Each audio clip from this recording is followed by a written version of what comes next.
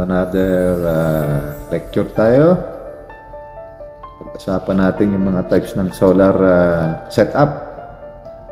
So, mayroong dalawang most popular. The off-grid and the on-grid system. So, yung off-grid system natin, so, ang prinsipyo lang naman ito magpo-produce ang solar panel natin ng electricity. So, doon lang iikot ang concentration ng electric production natin sa household use lang, ano? Kung halimbawa generator, pwede rin naman. Off-grid din yan. Kasi ang generator natin, it's converting mechanical to electrical energy. So, ganun din naman ang solar panel natin, ano? From heat energy to electrical energy. So, yun lang ang basic. Nandiyan naman sa drawing natin, makikita naman ninyo, ay yung on-grid naman, ang pinagkakaiba naman nun, yung mapuproduce na kuryente ng ating solar system, may metrohan, lalagyan ng pulsador para i-supply pa rin doon sa grid system o doon sa Meralco, kasi naman local electric concessionaire ninyo, dabayaran sa inyo yan. So, kung may mga masosobra kang kuryente o yung load na pwede nyo ibigay, so yan ang iba, yung mga malalakihang budget. So for the meantime, doon muna tayo sa off-grid magpo-focus ng discussion later on, ano? Kasi paano natin madadali yung on-grid kung off-grid hindi natin alam kung ano yung mga gagamitin natin wires dyan, yung mga solar panels, yung mga basic computations. So, meron pa tayong isang type na hybrid. Yung hybrid naman, isa, kung mapapansin nyo yan, may combination na yan, off-grid tsaka on-grid. Ano?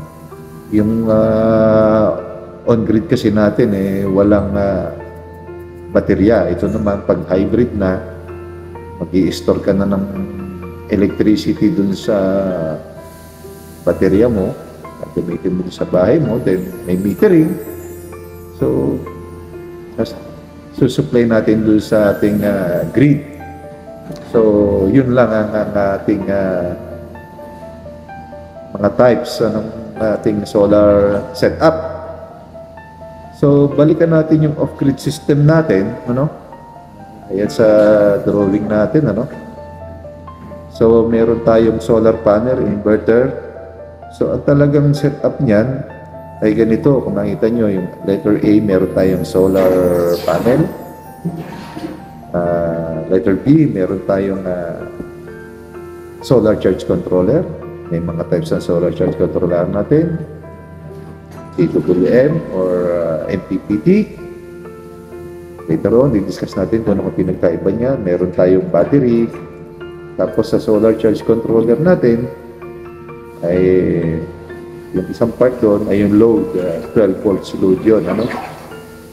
So may battery tayo, tapos papunta yung susupply ng stored electricity natin doon sa ating inverter sa D. So yun din naman yung inverter magpo-convert ng load to high or from DC to alternating to AC, kung saan nagagamitan natin yung ating mga 220 volts appliances. So I hope malino itong ating munting topic ngayon. So our next tutorial, so isa-isa na natin solar panels, solar charge controller, what type of battery gagamitin ninyo, pag-wiring, ano yung size ng gagamitin ng wire, mga fuse, circuit breakers, inverters, paano mag-compute by rule of thumb, yung mga next topic natin, paano tayo mag-compute, kung ilan load ang kailangan mo, kukwentahin natin yan, may rule of thumb, meron tayong by actual computation kung saan i-discuss natin yung mga losses. So, thank you guys for watching. Please do subscribe, support na lang ang channel natin para updated ka sa ating mga susunod na uploads.